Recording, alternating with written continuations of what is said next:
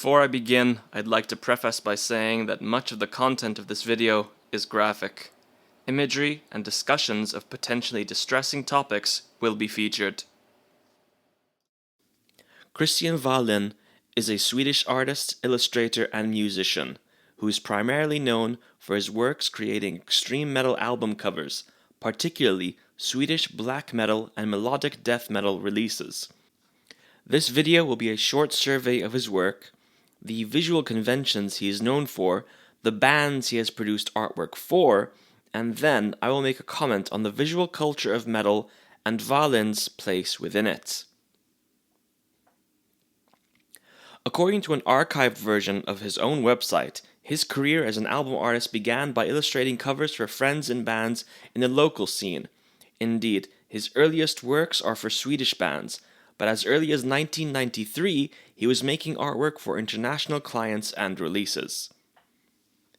In the early 1990s, he provided iconic artwork for bands around Sweden, such as two bands pioneering the melodic death metal sound, At the Gates and Dark Tranquillity, as well as Swedish black metal bands such as Dissection and Dark Funeral.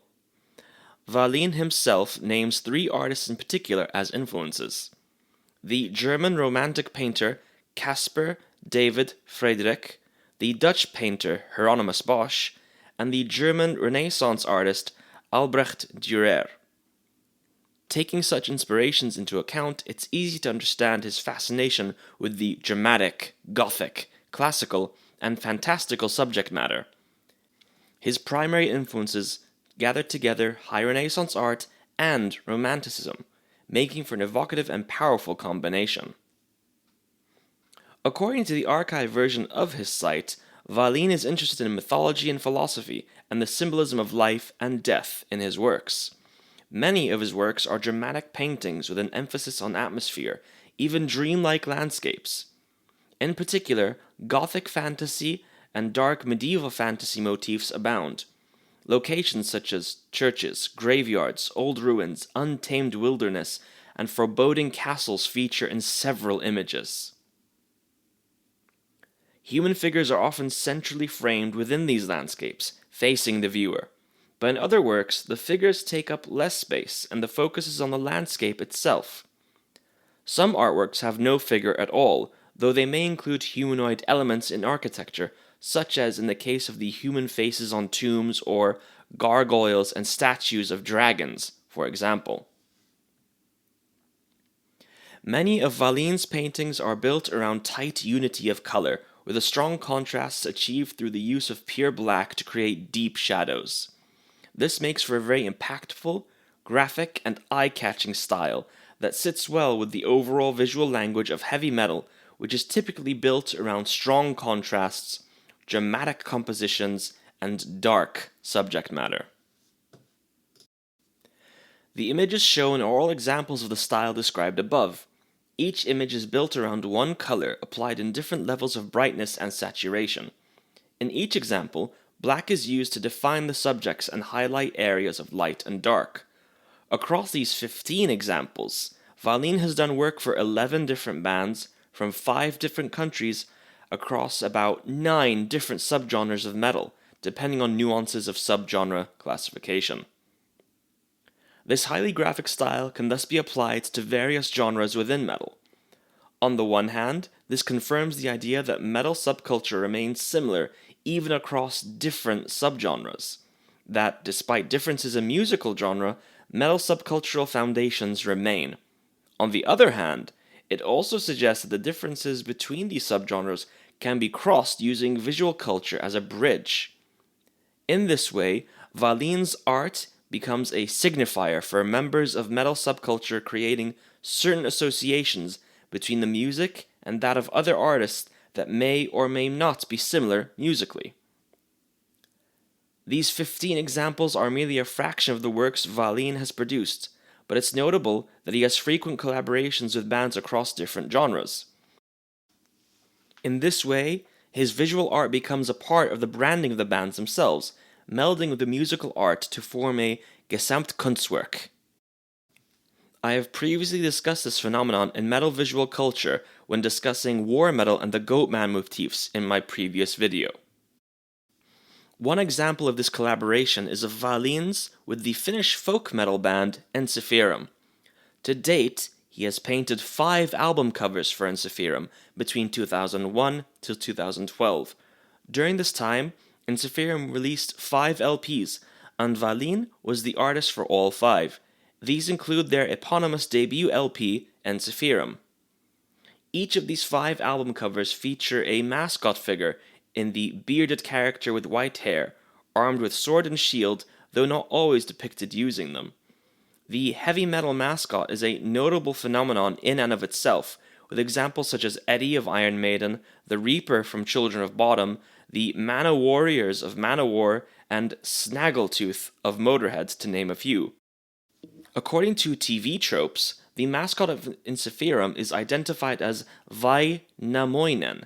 Vainamoinen is a figure from Finnish mythology and literature. The 5 album covers Wahlin has produced for Ensiferum, like many of his other works, they feature a tight use of color, each one featuring the mascot character prominently. All 5 works show the mascot armed with sword and shield, though not always using them. The wilderness is always shown in these images as well, highlighting the well-known theme of romanticizing nature in folk metal, which many scholars, journalists, and fans alike have noted. It's also worth noting that each image features the Finnish flag, a blue cross on a white background, on the shield of the mascot character himself. So far, I have shown imagery of a fantastical but somewhat grounded tone. The artwork is often dark and leaning more towards the Gothic over the fantastic.